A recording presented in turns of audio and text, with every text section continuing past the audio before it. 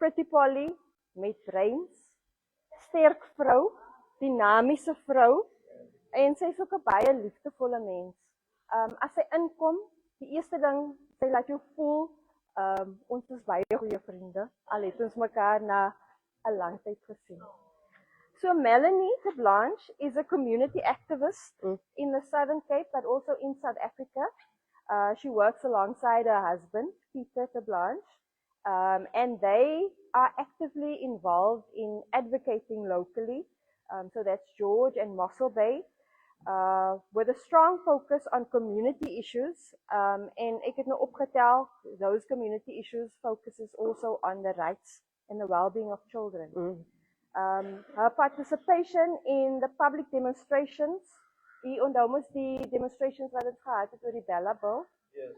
So Melanie was part of the people in the Southern Cape that were at the forefront of that to amplify our voice as the people of God with regards to input there. So that reflects our commitment to civic engagement and social impact. So dit is nou wat die internet van jou sê. Wow. Genuine. Dis nou wat die internet van jou sê, maar wat ek van jou sê is, dynamiek, wat in 'n mooi klein pakkie kom, 'n world changer, 'n shaker and a mover, en dit is vir ons as Eagles Nest en die affiliates van Eagles Nest, dit is vir ons 'n absolute voorreg om jou te kan ken en saam met jou die pad te loop. So I introduce to you Melanie. Dankie, Janelle. Laat sy my huil voor ek begin. Okay, ek het gevra moet ek Afrikaans of Engels praat, so ek weet nie, ek gaan nou maar mengels soos almal doen, so my presentation is in Engels, so julle gaan maar 'n bietjie met my moet bear with me through the English and the Afrikaans. It's going to be a mixture so that we can really grasp what God's viewpoint is on leadership. Right, this is not my opinion. This is biblically founded truth and knowledge combined with revelation.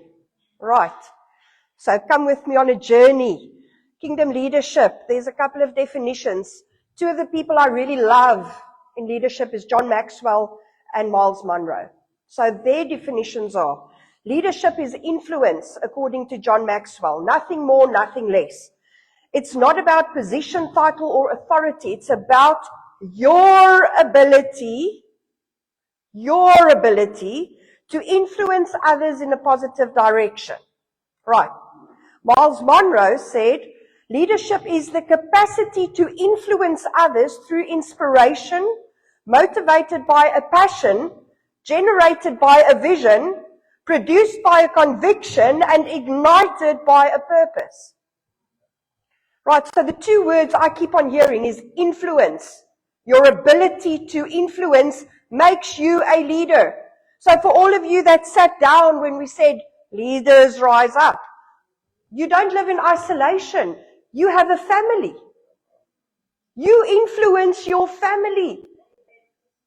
You are a leader. Every single one of you are leaders, but it's because we don't take up that position that Satan steps into your territory and starts governing your territory, because you don't understand your authority as a leader. Exactly what Angelique said, because you are mirroring Christ. He did the complete work for us. You have the full authority. If we do not take it up, I want you to understand that this weekend specifically is about the amount of blood that Jesus poured out of love for you. His resurrection power is working in you. That dunamis power works in you. If you do not take up your position as a leader, you are violating the blood of Jesus Christ.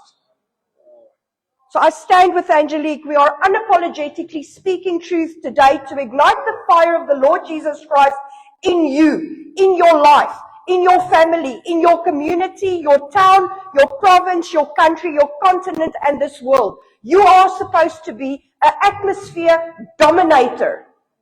You're not supposed to sit passively because you don't know who you are.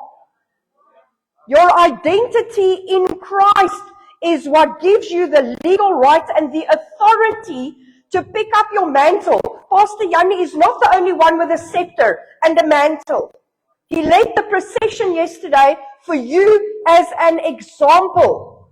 But you have that same scepter and that same authority that you carry in your sphere of influence, and you better start taking it up. Right, so biblical truths, what does the Bible say about leadership? Leadership is serving and guiding others according to God's will, with humility, love, and responsibility. So key scriptures, Matthew 20, leadership is about servanthood. Proverbs 29, leadership is guided by vision. And 1 Peter 5, leadership is shepherding, not controlling.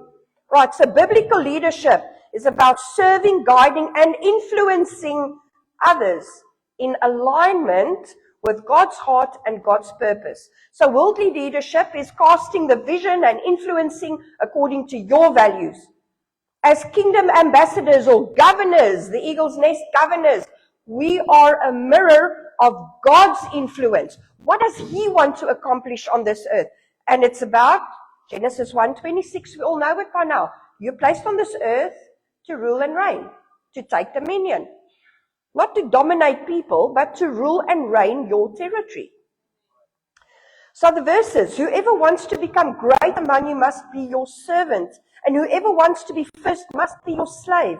Just as the Son of Man did not come to be served, but to serve and give his life as a ransom for many.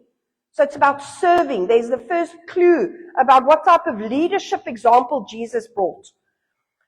Proverbs 29:18, where there is no vision, people perish. Do you live intentionally with a purpose? Do you know who you are? Do you know your calling? Do you know why you are created?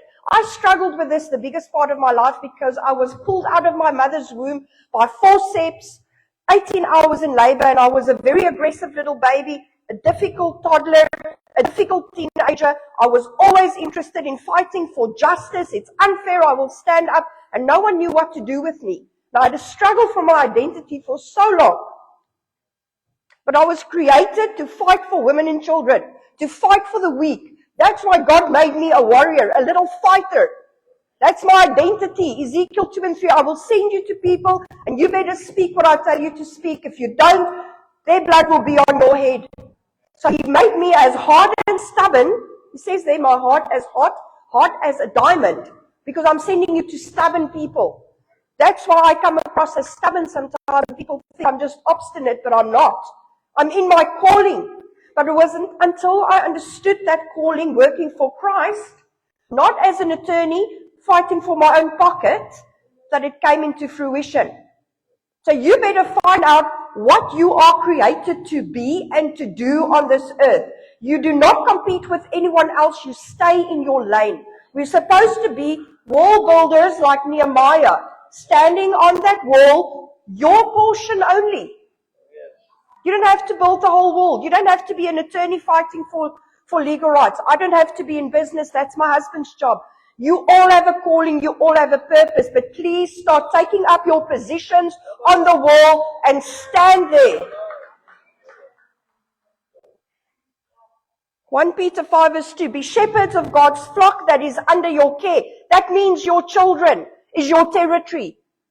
Jou gesin is jou territory. Jy is 'n leier van jou gesin. Niemand anders is veronderstel om jou gesin te lei nie.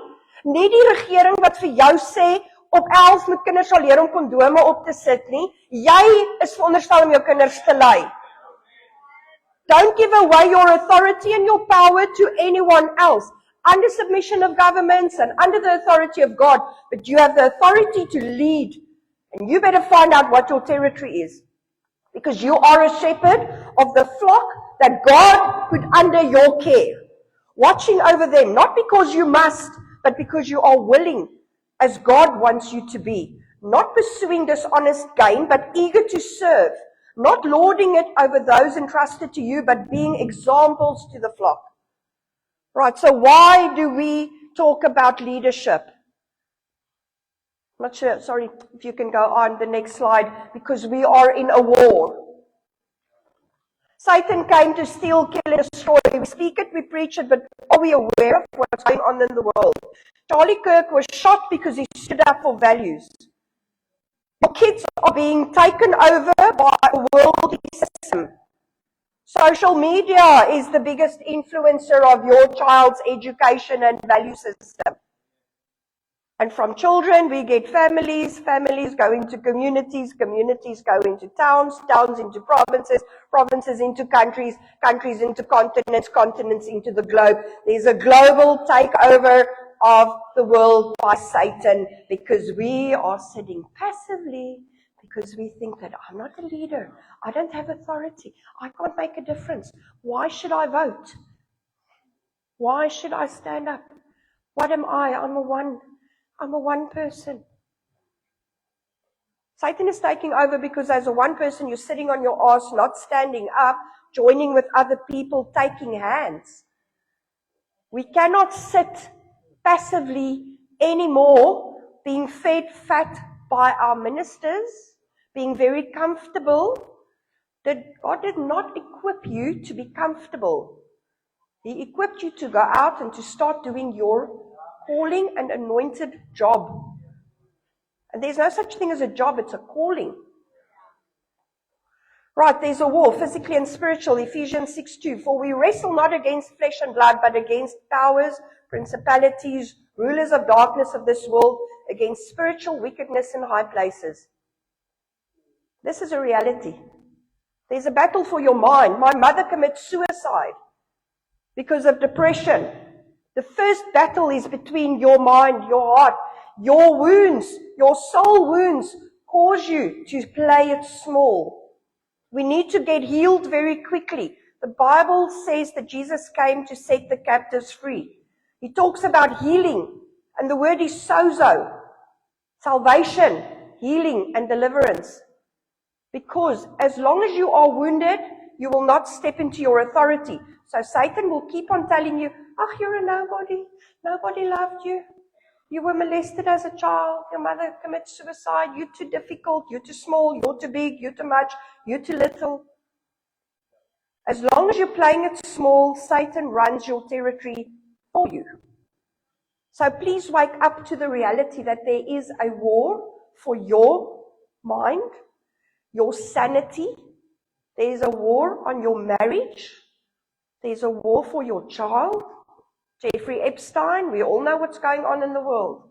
Pedophilia, that's my job. I work with abused women and children. That's the reality. There's a war for our countries, our communities. I don't have to repeat it. Guys, please wake up to this fact. There is a war. And if you're not part of it, the war is going to continue with or without you being a participant. So do you have a strategy for yourself? Are you intentional about your life?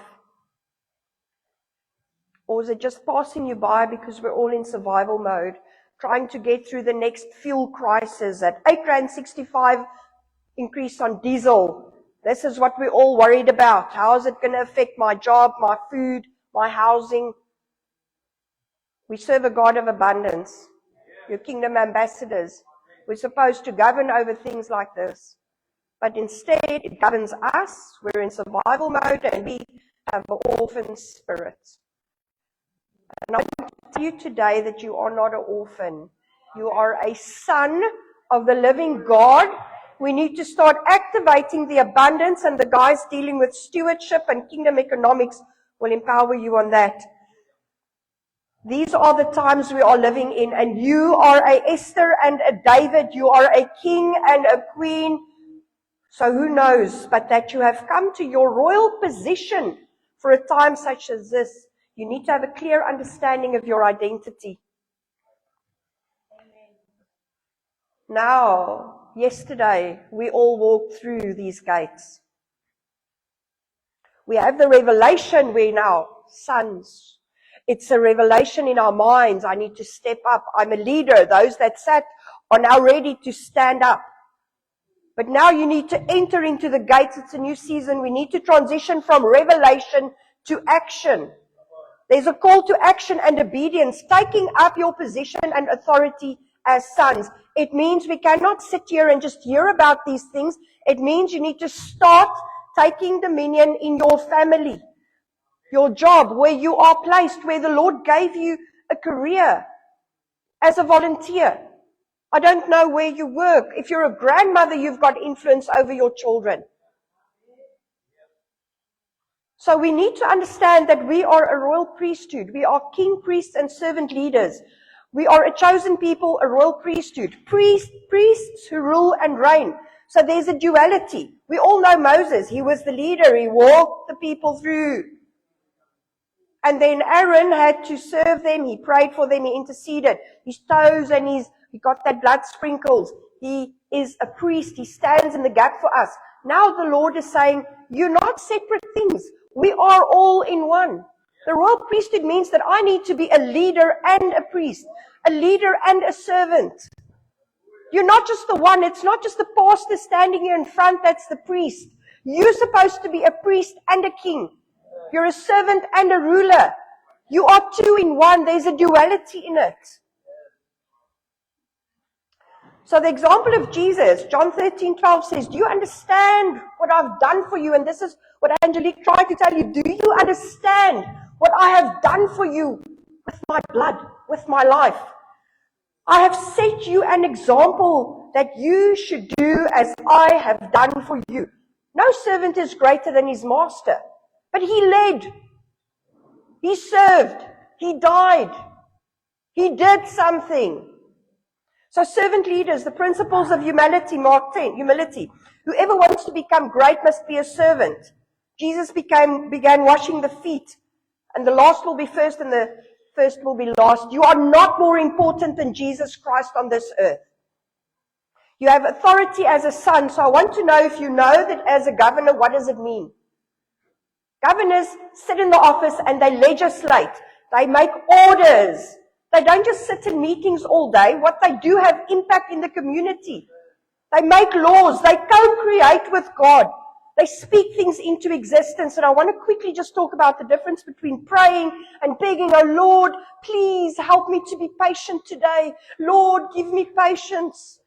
Begging Him. No. Yes, He wants you to be in relationship and pray with thanksgiving and worship, repentance and requests. It's relational and conversational. Then we move over to declarations, speaking and proclaiming God's truth aloud, speaking scripture over a situation, yourself and others. You are affirming what God has already said. And then we need to move over into declarations. This is warfare, where you are speaking and enforcing with spiritual authority, establishing something in alignment with God's will, setting it in motion. I declare and decree that I'm a son of the living God and I have the right to take kingdom authority. I will trample on snakes and scorpions. Not will, am. I am busy taking territory. So you need to start changing your vocabulary and your mindset from a beggar orphan mentality to a governor-son position where you start coming into agreement with what God has said. Two types of leadership. Now, we stand here in the front. You look to us as leaders, and that's why some of you are sitting down. But you lead from the back or from the front. There's two pictures on the slide, and hopefully the one video will start playing. So, leading from the front means I'm standing here today, I'm talking, I'm empowering, we're sharing God's word, we're walking front. Pastor Yanni walked through first yesterday. And then there's another type, and I'm not sure if the video is going to play, but it's of a sheepdog. He gets the instruction from the shepherd, go gather the sheep. That sheepdog goes to the back. He starts gathering from the back, empowering, speaking, chasing, not standing in front, but getting everyone together from the back, encouraging you. The way that you are encouraging your child, I know you can do it. Come on, boy, at the sport field. You're encouraging from behind. You're not standing in front leading by force or domination. You're encouraging from the back. Leading from the back. This is the people making the coffee at the back, serving us. But don't use that as an excuse to not stand in front. We're supposed to be able to do both forms of leadership. If the Lord calls you to speak up in your job against the injustice, you cannot sit there quietly thinking, I'm not going to send the email because I'm not a leader. You are a leader. Sometimes you lead from the back. You serve with humility. But sometimes you need to stand up and speak up. So I want you to understand, and Pastor Yanni is such a brilliant example of leading from behind. He's not standing here preaching every day, building this pulpit to be his stadium. He's empowering us all to be leaders. He gets people in. He's leading from behind by example, empowering us to spread our eagle wings. I love it when someone said, Janelle, I think you said the big eagles and the young eagles.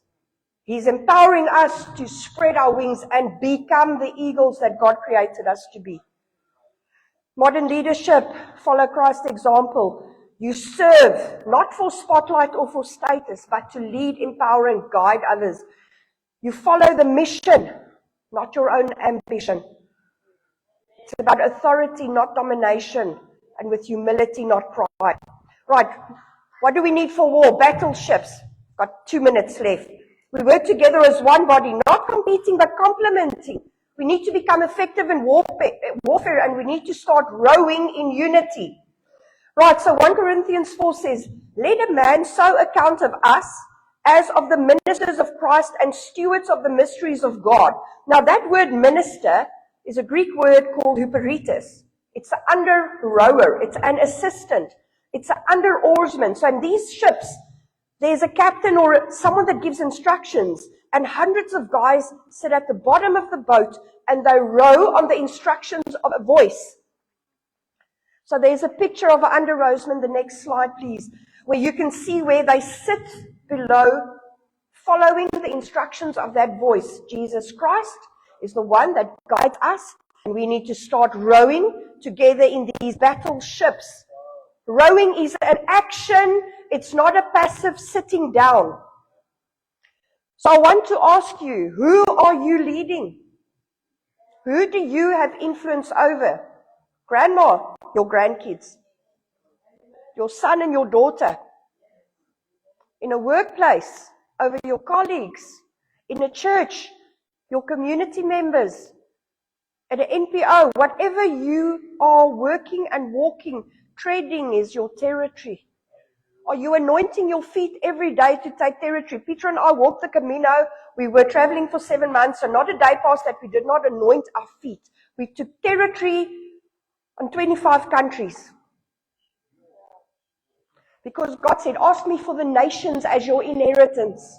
We asked the Lord for the nations as our inheritance because my husband was very intentional. He read The Power of Vision by Miles Monroe 30 years ago. He leads us as an example of how to lead a family, changing nations. I will follow him blindly because he's got a vision. He walks with God. Are you walking ahead so your family can follow you? What is your territory? What is your sphere of influence? Who's the captain of your ship?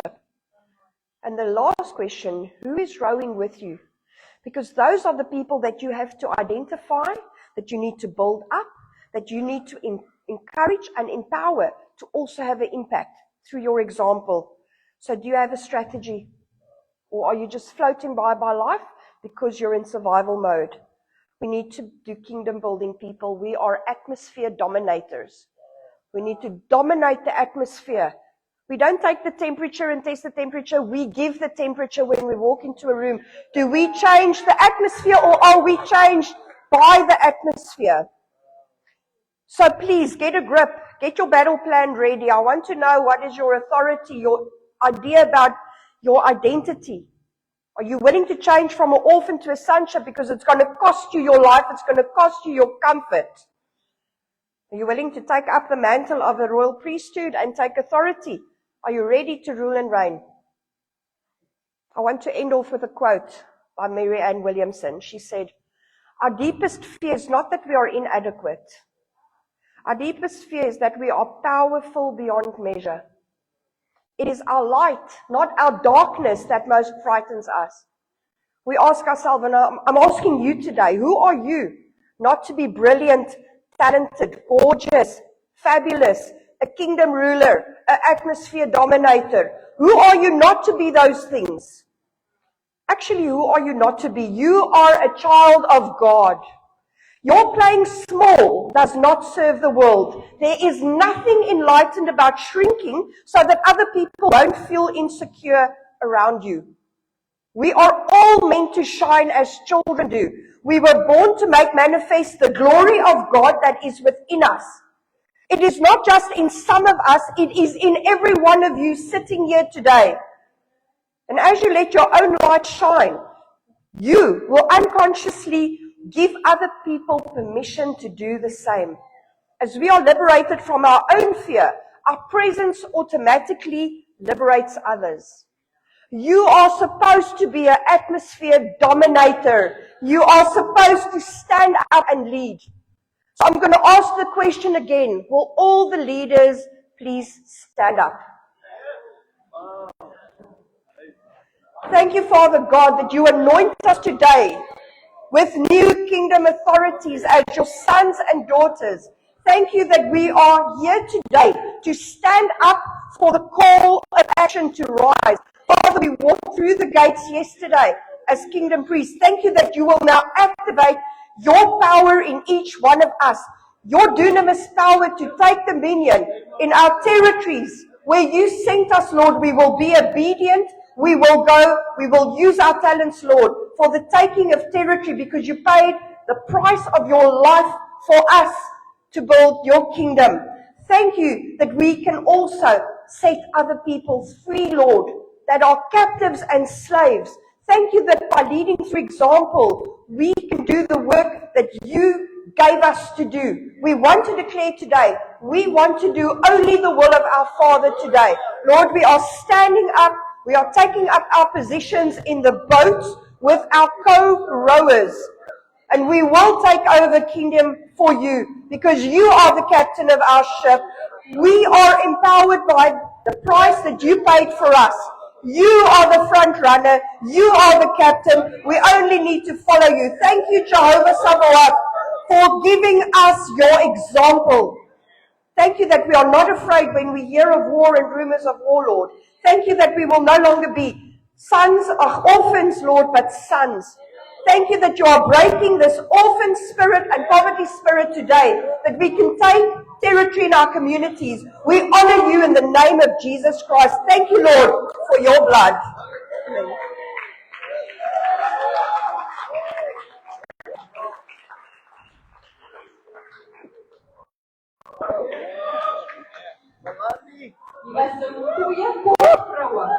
Powerful. Yeah. So we thank you for that call to action. We've heard.